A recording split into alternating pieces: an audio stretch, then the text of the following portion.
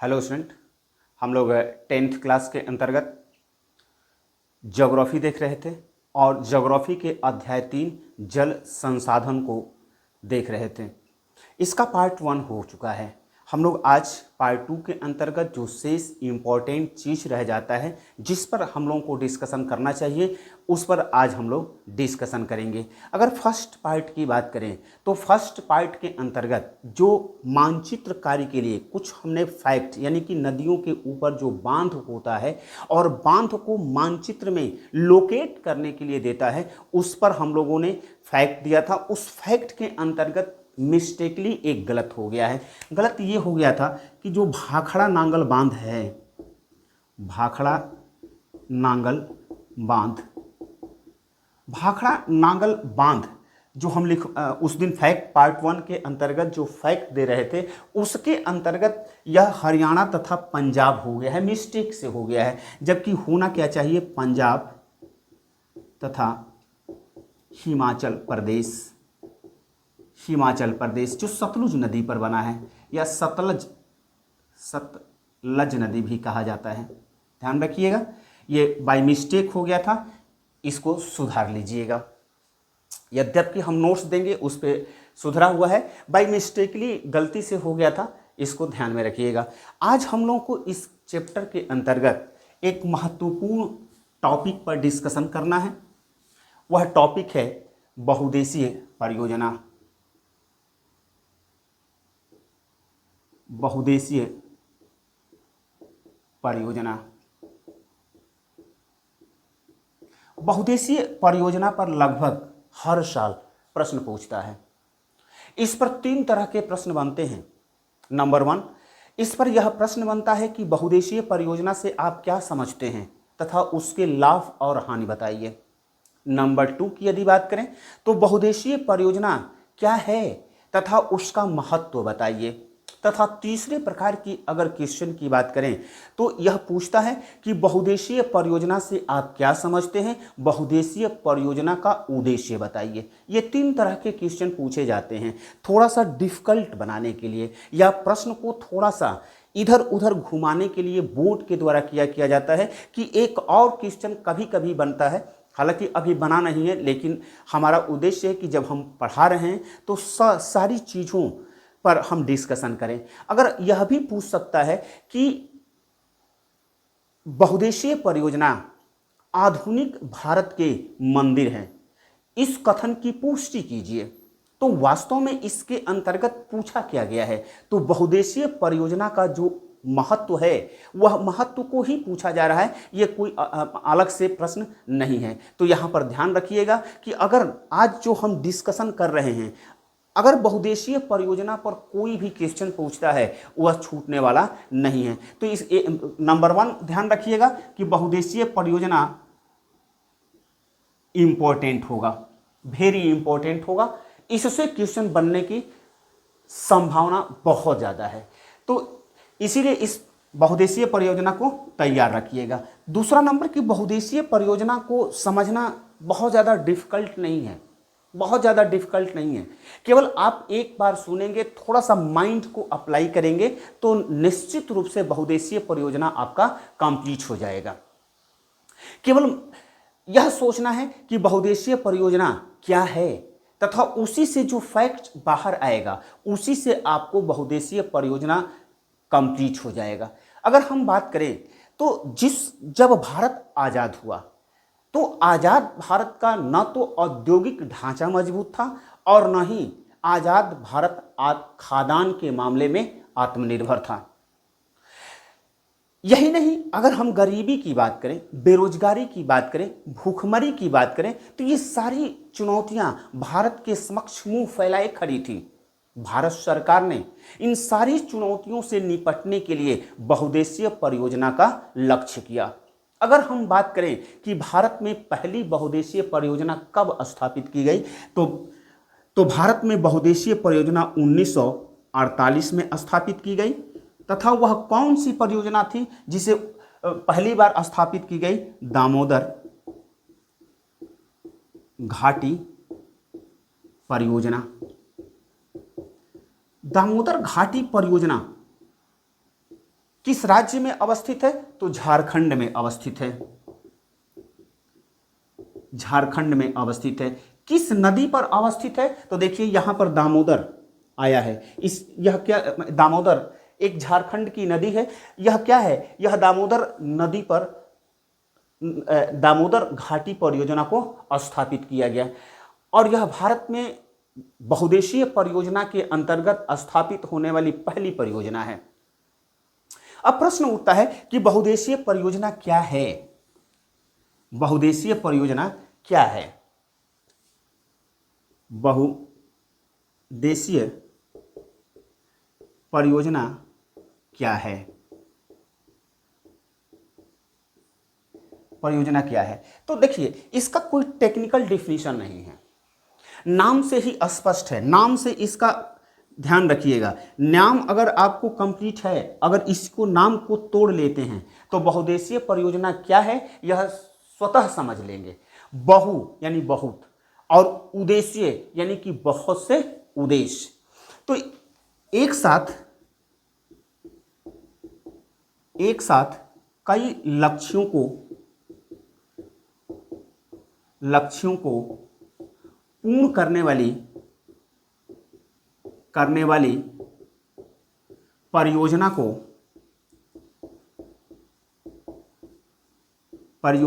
को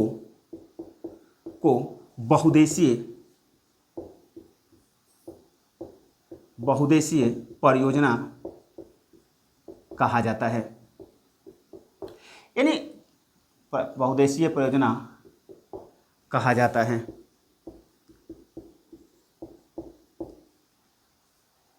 कहने का अर्थ यह है कि जिस परियोजना का एक से अधिक उद्देश्य होता है उस परियोजना को हम लोग बहुदेशीय परियोजना के नाम से जानते हैं। बहुदेशीय परियोजनाओं को एक साथ कई उद्देश्यों को लक्ष्य करते हुए बनाया जाता है। अगर हम बात करें तो जैसे विद्युत उत्पादन के लिए जल विद्युत परियोजनाएं लगाई जाती हैं, सिंचाई के लिए सिंचाई परियोजनाएं स्थापित की जाती हैं तथा उसके अंतर्गत बांध बना करके उसके अंतर्गत पेयजल की भी आपूर्ति किया जाता है तथा इन परियोजनाओं के माध्यम से चाहे मत्स्य पालन की बात करें, पर्यटन उद्योग की बात करें, चाहे नौका संचालन की बात करें, इन सारे उद्देश्यों को एक साथ पूर्ण किया जाता है और यही कारण है कि इसे हम बहुदेशीय परियोजना के नाम से जानते हैं। बहुदेशीय परियोजना के अंतर्गत क्या किया जाता है कि नदी जलधारा पर, यानी कि जो नदी प्रवाहित हो रही है, नदी जलधारा पर बांध बनाकर नदी के जल को अवरुद्ध कर दिया जाता है और उसके एकत्रित जल से जल विद्युत परियोजनाएं स्थापित की जाती हैं तथा सिंचाई परियोजनाओं के तहत नहरों के माध्यम से असिंचित क्षेत्रों में सिंचाई की सुविधा उपलब्ध कराई जाती है तथा अगर शुष्क क्षेत्रों की बात करें तो शुष्क क्षेत्रों में पेयजल की आपूर्ति भी इन्हीं बांध में एकत्रित जल से किया जाता है। इस बांध में एकत्रित जल में मत्स्य पालन, नौका संचालन तथा यहाँ पर आकर्षक और मनोरम दृश्य होने के कारण पर्यटन आकर्षित होते हैं और इसीलिए पर्यटन उद्योग को भी बढ़ावा मिलता है। इस तरह से हम देख रहे हैं कि यह बहुदेशीय परियोजना का क्या है, अत्यधिक लाभ है। तो भारत सरकार ने बहुदेशीय परियोजना को इसलिए अपनाया क्योंकि भारत के समक्ष चाहे गरीबी की बात करें, भुखमरी की बात करें, बेरोजगारी की बात करें, चाहे खाद्यान्न के मामले में आत्मनिर्भर और आत्मनिर्भरता की बात करें तो भारत खाद्यान्न के मामले में आत्मनिर्भर नहीं था। यहाँ तक कि उसका औद्योगिक ढांचा भी उतना मजबूत नहीं था जितना कि होना चाहिए और किसी भी राष्ट्र के विकास के लिए औद्योगिक ढांचा को मजबूत होना आवश्यक है। अगर मजबूत औद्योगिक ढांचा होता है तो राष्ट्र का विकास सुनिश्चित होता है, राष्ट्र का विकास बहुत ही तीव्र गति से होता है और जिस राष्ट्र का आर्थिक विकास तीव्र गति से होता है उस राष्ट्र में अगर बेरोजगारी की बात करें, भूखमरी की बात करें, चाहे हम खाद्यान्न की बात करें, इन सारी समस्याएं उत्पन्न नहीं होती हैं। और यही कारण है कि भारत सरकार ने क्या किया, भारत सरकार ने बहुउद्देशीय परियोजनाओं को स्थापित करना प्रारंभ किया। आज भारत सरकार की जो बहुउद्देशीय परियोजना है, उस बहुउद्देशीय परियोजनाओं के कारण हमारा औद्योगिक ढांचा मजबूत हो रहा है। तथा अगर हम बात करें खाद्यान्न के मामले में, तो जो आज़ादी के बाद भारत खाद्यान्न के मामले में आत्मनिर्भर नहीं था, वह आज क्या हो चुका है, आत्मनिर्भर हो चुका है। हमारा औद्योगिक ढांचा धीरे धीरे ही सही, लेकिन हमारा औद्योगिक ढांचा मजबूत हुआ है। और इस तरह से अगर हम बात करें तो जो बहुउद्देशीय परियोजना है, बहुउद्देशीय परियोजना के कारण भारत का आर्थिक विकास बहुत ही तीव्र गति से हुआ है। और यही कारण है कि पंडित जवाहरलाल नेहरू, यानी भारत के प्रथम प्रधानमंत्री पंडित जवाहरलाल नेहरू ने बहुउद्देशीय परियोजनाओं को आधुनिक भारत का मंदिर कहा है। क्योंकि जो बहुउद्देशीय परियोजनाएं हैं, बहुउद्देशीय परियोजनाएं न केवल औद्योगिक ढांचा को मजबूत कर रही हैं, बल्कि अगर शहरी अर्थव्यवस्था की बात करें, चाहे ग्रामीण अर्थव्यवस्था की बात करें, सभी अर्थव्यवस्थाओं को गतिशीलता प्रदान कर रही हैं।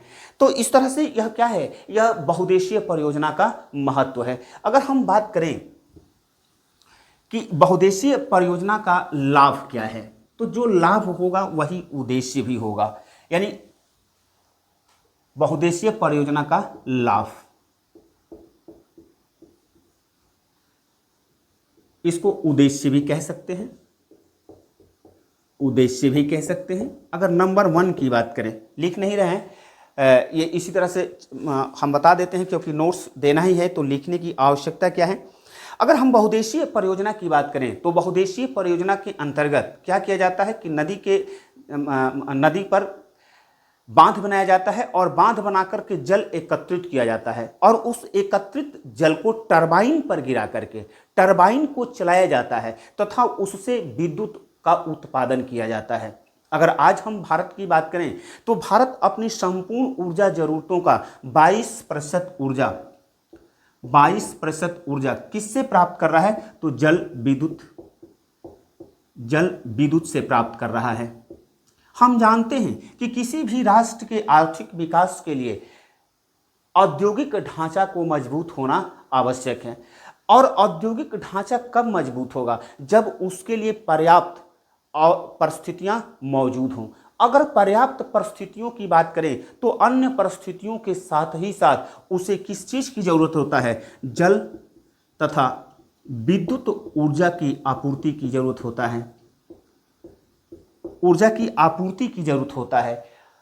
तभी किसी राष्ट्र में क्या हो सकता है, उद्योग विकसित हो सकते हैं। जब यह बहुउद्देशीय परियोजना स्थापित किया गया तो उसका एक उद्देश्य है, क्या है, तो विद्युत का उत्पादन करना, ताकि हमारे औद्योगिक चाहे घरेलू विद्युत की आपूर्ति सुनिश्चित किया जाए। तो नंबर 1 यह लाभ भी होगा और क्या है, उद्देश्य भी है। अगर नंबर 2 की बात करें तो बहुउद्देशीय परियोजना के माध्यम से पूरे भारतवर्ष में नहरों का जाल बिछाया गया तथा उन क्षेत्रों में, जैसा कि हम जानते हैं कि भारत खाद्यान्न के मामले में आत्मनिर्भर नहीं था, ऐसी स्थिति में खाद्यान्न उपलब्ध कराने के लिए, या कहें कि खाद्यान्न के मामले में आत्मनिर्भर होने के लिए आवश्यक है कि हम क्या करें, खाद्यान्न का अत्यधिक उत्पादन करें। तो भारत सरकार ने क्या किया कि बहुउद्देशीय परियोजनाओं को स्थापित किया और बहुउद्देशीय परियोजनाओं को स्थापित करने के बाद सिंचाई परियोजनाओं के अंतर्गत नहरों का विकास किया तथा पूरे भारतवर्ष में नहरों का जाल बिछाया। इस तरह से उन क्षेत्रों में, भारत के उन क्षेत्रों में जहां पर सिंचाई सुविधाएं मौजूद नहीं थी या असिंचित क्षेत्र थे, उन क्षेत्रों में जल उपलब्ध करा करके वहां पर गहन कृषि को प्रोत्साहित किया, जिसके वजह से क्या हो रहा है, जिसके वजह से खाद्यान्न में ज़्यादा से ज़्यादा उत्पादन हो रहा है और इस तरह से भारत क्या हो रहा है, भारत आत्मनिर्भर भारत बन रहा है। तो इसके अंतर्गत अगर उद्देश्य की बात करें तो हमारे उद्देश्य के अंतर्गत कैसे हम लोग लिखेंगे, इसका हम मेथड बता रहे हैं कि बहुउद्देशीय परियोजनाओं का उद्देश्य भारत में खाद्यान्न के मामले में आत्मनिर्भरता के लिए नहरों का विकास करना आवश्यक था और यही कारण है कि भारत सरकार ने असिंचित क्षेत्रों में सिंचाई के लिए जल आपूर्ति जल आपूर्ति करने के लिए क्या किया, बहुउद्देशीय परियोजनाओं को अपनाया। और लाभ के अंतर्गत हम लोग क्या करेंगे, इसी तरह हम यही लिखेंगे कि बहुउद्देशीय परियोजना का एक लाभ यह है कि बहुउद्देशीय परियोजना के अंतर्गत जो बांध बनाया जाता है, बांध के एकत्रित जल को सिंचाई परियोजनाओं यानी कि नहर के माध्यम से असिंचित क्षेत्रों में पहुंचाया जाता है तथा उससे गहन कृषि की जाती है, जिससे उत्पादन में वृद्धि होता है और इस तरह से हम आत्मनिर्भर भारत की ओर बढ़ते हैं। तो यह दूसरा होगा। अगर तीसरे की बात करें तो तीसरा लाभ है कि सरकार जो होती है, कुछ ऐसे भी क्षेत्र होते हैं जहां शुष्क क्षेत्र होते हैं, या इस तरह से कहिए कि शुष्क क्षेत्रों में पेयजल आपूर्ति के लिए भी बहुउद्देशीय परियोजनाओं का स्थापित करना आवश्यक है। अगर हम कहें कि राजस्थान का उदाहरण के तौर पर राजस्थान की बात करें तो राजस्थान क्या है, शुष्क क्षेत्र है, वहां पर मानसूनी वर्षा बहुत कम होता है। ऐसी स्थिति में भारत सरकार के द्वारा क्या किया गया कि भारत सरकार के द्वारा बहुउद्देशीय परियोजनाओं के अंतर्गत इंदिरा गांधी नहर बनाया गया। और आज अगर राजस्थान की बात करें तो राजस्थान के शुष्क क्षेत्रों में इंदिरा गांधी नहर के माध्यम से न केवल सिंचाई के लिए पानी की आपूर्ति किया जा रहा है, बल्कि पेय जल की भी आपूर्ति उस इंदिरा गांधी नहर के माध्यम से किया जा रहा है। अगर हम चौथे उद्देश्य की बात करें, चौथे लाभ की बात करें, तो जो बांध होता है, बांध में जो जल एकत्रित होता है, उस जल में मत्स्य पालन के लिए संपूर्ण या कहें कि उत्तम परिस्थितियां होती हैं और यही कारण है कि उसके एकत्रित जल में मत्स्य का पालन किया जाता है। अगर हम पांचवें लाभ की बात करें या पांचवें उद्देश्य की बात करें तो जो नदी का जल होता है जिस पर हम लोग बांध बनाए हुए हैं, तो एकत्रित जल में नौका संचालन की उत्तम परिस्थितियां मौजूद होती हैं और वहां पर क्या होता है, नौका संचालन कराया जाता है, जिसके चलते पर्यटन उद्योग को बढ़ावा मिलता है, क्योंकि वहां पर मनोरम और आकर्षक दृश्य होते हैं और उस मनोरम और आकर्षक दृश्य का लाभ लेने के लिए पर्यटक वहां पर जाते हैं और इस तरह से पर्यटन उद्योग को भी बढ़ावा मिलता है। तो ये बहुउद्देशीय परियोजना के क्या हैं, लाभ हैं। अगर हानि की बात करें, बहुउद्देशीय परियोजना का हानि, निसंदेह हम कह सकते हैं कि बहुउद्देशीय परियोजना किसी भी राष्ट्र के आर्थिक विकास के लिए आवश्यक है, लेकिन यह निर्विवाद रूप से सत्य नहीं है। अगर हम कहें कि बहुउद्देशीय परियोजना का केवल लाभ ही होता है, हानि नहीं होता है, तो यह असत्य हो जाएगा। बहुउद्देशीय परियोजना के लाभ के साथ साथ कई प्रकार की हानियां देखने को मिल रहा है। कैसे देखने को मिल रहा है, तो नंबर वन की बात करें कि जब बांध बनाकर नदी जलधारा को रोक दिया जाता है, तो हम जानते हैं कि नदियां अपने साथ तलछट को बहाकर के लाती हैं। तलछट यानी कि तल, जो पृथ्वी का तल है उसको छांट करके क्या करती हैं, बहा करके लाती हैं तथा मैदानी क्षेत्रों में उस तलछट का निक्षेप करती हैं, जिससे जलोढ़ मृदा का निर्माण होता है।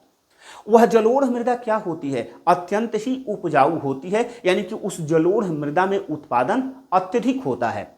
लेकिन जब नदी पर बांध बना करके उसके जल को एकत्रित कर लिया जाता है, उसके जल की धारा को रोक दिया जाता है, तो नदी अपने तलछट को मैदानी क्षेत्रों में नहीं ले जा पाती है, जिसके कारण क्या होता है, मैदानी क्षेत्रों में जलोढ़ मृदा का निर्माण नहीं होता है और यही कारण है कि उत्पादन भी क्या होने लगता है, प्रभावित होने लगता है। अगर हम दूसरी हानि की बात करें तो दूसरे के अंतर्गत हम लोग देखते हैं कि बहुउद्देशीय परियोजना का एक उद्देश्य है कि बाढ़ वाले क्षेत्र में बाढ़ को नियंत्रित करना होता है। यानी बहुउद्देशीय परियोजना को इसलिए स्थापित किया जाता है कि ताकि जो निचले इलाकों में बाढ़ आ रहा है, बाढ़ के जल को नियंत्रित किया जाए। तो कभी कभी देखा जाता है कि इस बांध को जो बाढ़ नियंत्रण के उद्देश्य से बनाया जाता है, लेकिन वही बाढ़ आने का कारण बन जाता है। कारण कब बन जाता है कि जब मानसूनी बारिश बहुत अधिक हो जाता है तो तटबंधों में पानी बहुत ज़्यादा भर जाता है। ऐसी स्थिति में तटबंध को सुरक्षित रखने के लिए, तटबंध को टूटने से बचाने के लिए जल को निचले इलाकों में छोड़ दिया जाता है। उस निचले इलाकों में जब यह जल पहुंचता है तो जन और धन दोनों को नुकसान पहुंचाता है, क्योंकि अचानक बाढ़ आ जाती है और बाढ़ आने के कारण जो लोग निचले इलाकों में बसे होते हैं वे विस्थापित हो जाते हैं, यानी उन्हें उस जगह को छोड़ करके जाना पड़ता है। तथा उन क्षेत्रों में जो निचले इलाके के क्षेत्र हैं, निचले इलाकों में जो फसल होती है, फसल सारी क्या हो जाती हैं, बर्बाद हो जाती हैं। अगर तीसरे की बात करें, तीसरे हानि की बात करें तो हमने अभी देखा कि नदी जलधारा पर जब बांध बना करके पानी को एकत्रित किया जाता है तो तलछट क्या होते हैं, ये बांध है, तलछट इसके पेंदे में जमना प्रारंभ हो जाता है, जिसके कारण इसका पेंदा क्या हो जाता है, चट्टानी हो जाता है। धीरे धीरे जलोढ़ों के जमाव के कारण चट्टानी हो जाता है, और चट्टानी होने के कारण जो जलीय जीव उस क्षेत्र में रहते हैं, वह जलीय जीव क्या हो जाते हैं, प्रभावित हो जाते हैं, क्योंकि उनका आवास तथा भोजन दोनों ही प्रभावित होता है। यही नहीं, विशेष ऋतु के अंतर्गत यह जलीय जीव क्या करते हैं, एक जगह से दूसरी जगह स्थानांतरित करते हैं, तथा विशेष मौसम में वह प्रजनन करते हैं। इन बांध बनाने के कारण यह क्या हो रहा है, इन जलीय जीवों पर आज क्या जलीय जीवन का जीवन संकटग्रस्त हो चुका है। अगर गंगा की डॉल्फिन की बात करें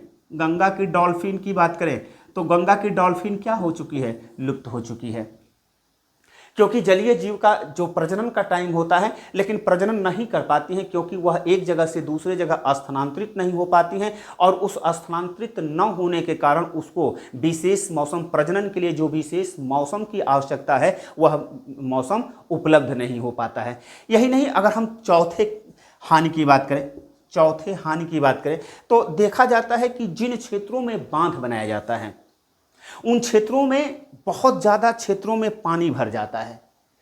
पानी भरने के कारण उन क्षेत्र में निवास करने वाले जो मानव होते हैं उनके समक्ष विस्थापन की समस्या उत्पन्न हो जाती है, और विस्थापित मनुष्य एक जगह से जब दूसरी जगह भेजे जाते हैं तो उनका रोजगार भी प्रभावित होता है। अगर हम पांचवी हानि की बात करें तो पांचवें हानि के अंतर्गत यह होता है कि जिन क्षेत्रों में बांध बनाया जाता है उन क्षेत्रों के पारिस्थितिकी असंतुलन की परिस्थितियां उत्पन्न होती हैं। क्यों उत्पन्न होती हैं? क्योंकि जिन क्षेत्रों में बांध बनाया जाता है उन क्षेत्रों में बहुत ज़्यादा एरिया के अंतर्गत जो जल का भराव होता है, तो जल भराव होने के कारण जो वहाँ पर जीव हैं, विभिन्न प्रकार के जो जीव हैं, उनका आवास तथा भोजन प्रभावित हो जाता है। उस क्षेत्र को छोड़ करके भगने की आवश्यकता हो जाती है, तो यह क्या हो जाते हैं, वहाँ पर पारिस्थितिकी असंतुलन की परिस्थितियाँ उत्पन्न हो जाती है। अगर लास्ट की बात करें तो जिन क्षेत्रों में बांध बनाया जाता है उन क्षेत्रों में अत्यधिक पानी एकत्रित होने के कारण पृथ्वी पर दबाव बनता है, और दबाव बनने के कारण उन क्षेत्रों में भूकंप आने की संभावना बढ़ जाती है। यही कारण है कि जब भी बांध बनते हैं तो बांध की ऊंचाई को लेकर विरोध होना प्रारंभ हो जाता है। अगर हम कहें तो जैसे अगर बांध के संबंध में कहें तो टिहरी बांध बचाओ,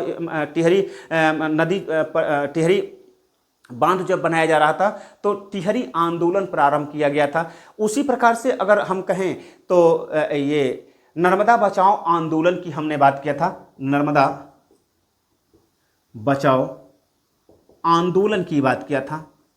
नर्मदा बचाओ आंदोलन, नर्मदा नदी पर जो सरदार सरोवर बांध बनाया जा रहा था, उस सरदार सरोवर बांध बनाने के क्रम में मेधा पाटकर के द्वारा यह आंदोलन किया गया था, यानी कि नर्मदा बचाओ आंदोलन किया गया था। इसके अंतर्गत यह मांग किया जा रहा था कि सरदार सरोवर बांध की ऊंचाई को कम किया जाए ताकि पानी अत्यधिक क्षेत्रों में न फैले।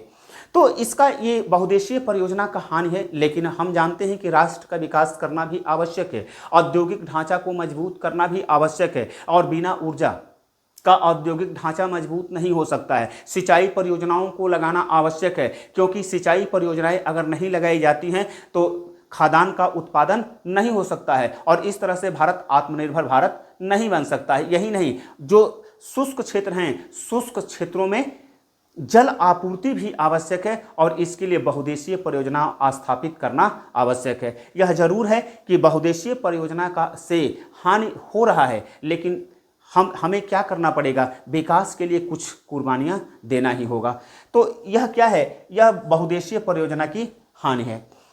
अगर इसके अंतर्गत एक और, यानी इस लेसन के अंतर्गत एक और इम्पोर्टेंट क्वेश्चन पूछता है कि परंपरागत जल संग्रह की विधियों को अपनाकर आधुनिक समय में हम जल को कैसे संग्रहित कर सकते हैं। इस पर प्रश्न कई बार पूछा है, तो इस पर डिस्कशन कर लेते हैं। हम जानते हैं कि प्राचीन काल से मानव जल के महत्व को जानता है। मानव यह जानता है कि जल के बिना जीवन संभव नहीं है, और यही कारण है कि अगर हम प्राचीन विश्व की अगर सभ्यताओं की बात करें तो प्राचीन विश्व की जो प्रसिद्ध सभ्यताएं हैं वह सारी की सारी नदियों के किनारे बसी हुई हैं। अगर हम भारत की बात करें तो भारत की जो प्राचीन सभ्यता की बात करें तो सिंधु सभ्यता या सांध्य सभ्यता या हड़प्पा सभ्यता के नाम से जाना जाता है।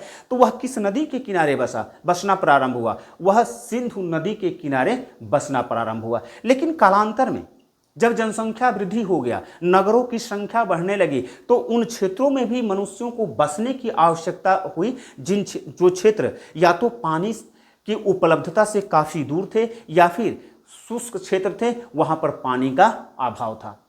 अगर हम प्राचीन भारत की बात करें तो प्राचीन भारत में इन्हीं सब जल की आपूर्ति को सुनिश्चित करने के लिए तमाम तरह के वर्षा जल के संग्रह करने की विधियां अपनाई गई थी। क्योंकि अगर भारत की बात करें तो भारत के लोग जो मानसून है, या कहें कि उस समय जो वर्षा की पद्धति जो थी, वर्षा की पद्धति से अवगत थे। वे जानते थे कि कब और किस ऋतु में कितना पानी होगा। यही नहीं, वह वहाँ की मृदा की गुण से भी परिचित थे, और यही कारण है कि वर्षा जल संग्रह करने की विधियां अपनाए हुए थे। अगर हम राजस्थान की बात करें, जो शुष्क क्षेत्र है, राजस्थान की बात करें तो राजस्थान में वर्षा जल संग्रह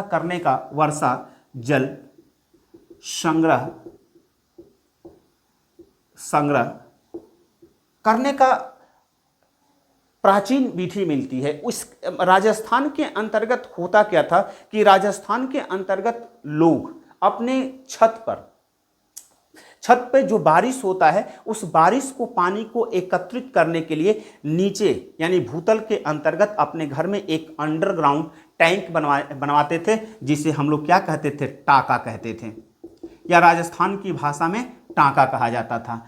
तथा एक पाइप के द्वारा उस वर्षा के जल को उस टांके के अंतर्गत लाया जाता था। जब मानसून की पहली बारिश होती थी, तो मानसून की पहली बारिश के दौरान गंदा या धूल मिट्टी धोने के लिए उस पानी को छोड़ दिया जाता था, और शेष जब भी वर्षा होता था उस छत के पानी को इस टंकी में एकत्रित कर लिया जाता था। इस वर्षा जल को किस नाम से जाना जाता था? तो पालर पानी के नाम से जाना जाता था।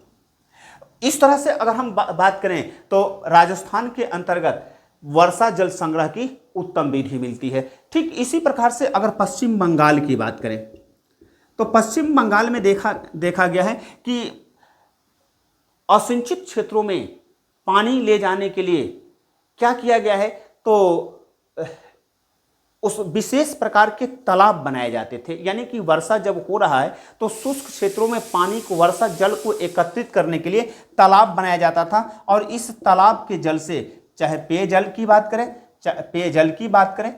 चाहे सिंचाई के लिए जल की बात करें, एकत्रित किया जाता था।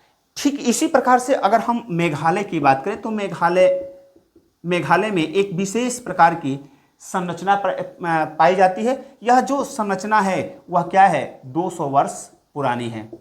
वहां पर बांस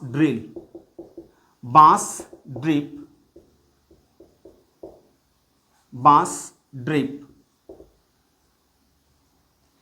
प्रणाली प्रचलित थी। इसके अंतर्गत क्या होता था, मेघालय के लोग क्या करते थे कि जो झरने होते हैं, चाहे झील होती है, उस झरने और झील से चाहे पेयजल के लिए, चाहे सिंचाई के लिए पानी एक स्थान से दूसरे स्थान ले जाने के लिए वह बांस का प्रयोग करते थे। यानी बांस जो अंदर से खोखला होता है उसको बांस को पाइप की तरह बनाया जाता था और उसको एक जगह से दूसरी जगह तक, यानी कि एक झरने से दूसरे असिंचित क्षेत्रों के अंतर्गत पानी को पहुंचाया जाता था, जिसे हम लोग बांस ड्रिप प्रणाली के नाम से जानते थे। तो इस प्रकार से अगर कहें तो प्राचीन भारत में परंपरागत जो जल संग्रह की विधियां थी, जल संग्रह की विधियां अति उत्तम थी। अगर इन विधियों को आज भारत में प्रयोग हम करें तो भारत में जो जल दुर्लभता की स्थिति उत्पन्न हो रहा है, अभी हमने पिछले भाग के अंतर्गत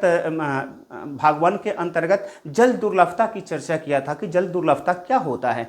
तो जल दुर्लभता यानी कि मानव को जब पीने के लिए जल उपलब्ध नहीं होता है तो उसे हम लोग जल दुर्लभता के नाम से जानते हैं। यह जल दुर्लभता दो प्रकार से हो सकता है, या तो गुणात्मक जल दुर्लभता होगा या फिर मात्रात्मक जल दुर्लभता होगा। लेकिन यहाँ पर क्या है, यहाँ पर अगर हम वर्षा जल संग्रह की अगर परंपरागत विधियों को अपना करके अगर वर्षा के जल को संग्रहित करते हैं तो यह क्या हो सकता है, जो जल दुर्लभता की स्थिति है, जो जल की कमी है, उस जल की कमी को हम क्या कर सकते हैं, पूर्ण कर सकते हैं।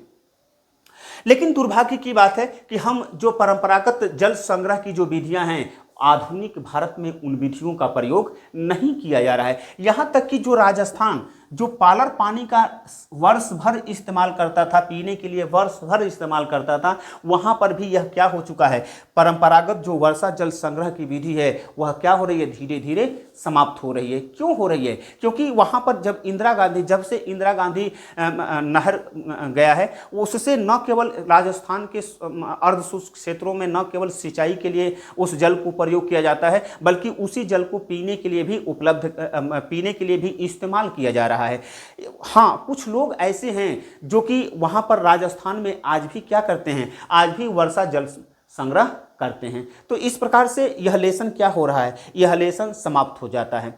इस बात को ध्यान रखिएगा कि बहुउद्देशीय परियोजना इम्पोर्टेंट है तथा यह परंपरागत वर्षा जल की संग्रह की विधियों के से आधुनिक समय में वर्षा का जल कैसे संग्रहित किया जाता है उदाहरण सहित समझाइए। ये तीसरा क्वेश्चन। तथा जल दुर्लभता क्या है तथा जल दुर्लभता कितने प्रकार का होता है, ये इस बात को ध्यान रखिएगा। ये तीनों क्वेश्चन इंपॉर्टेंट है और इस तरह से आज यह लेसन समाप्त हो रहा है। अगले दिन हम अगले लेसन के साथ मिलेंगे। इस लेसन के साथ यानी इस पार्ट्स के साथ भाग 2 के साथ आपका इस लेसन का नोट्स भी होगा और आप लोग नोट्स लिख लीजिएगा।